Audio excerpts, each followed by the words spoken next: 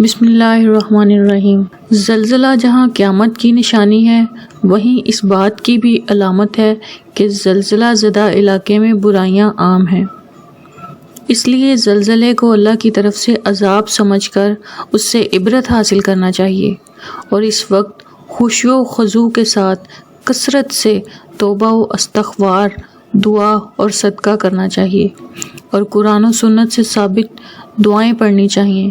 نبی کریم صلی اللہ علیہ وسلم بلاؤں اور آفات سے حفاظت کے لیے صبح و شام یہ دعا پڑھا کرتے تھے: اللہم انی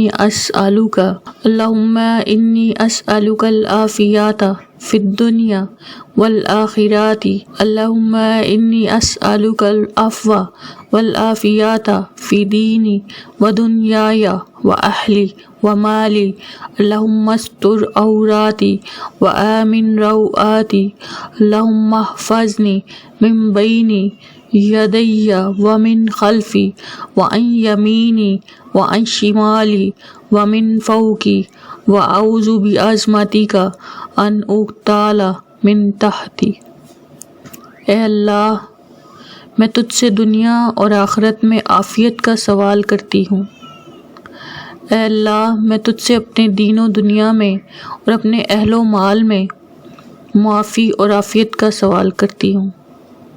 اے اللہ، میرے عیب چھپا دے، مجھے میری گھبراہٹوں سے امن عطا فرما۔ اے اللہ، میرے آگے، میرے پیچھے، میرے دائیں، میرے بائیں اور میرے اوپر سے میری حفاظت فرما۔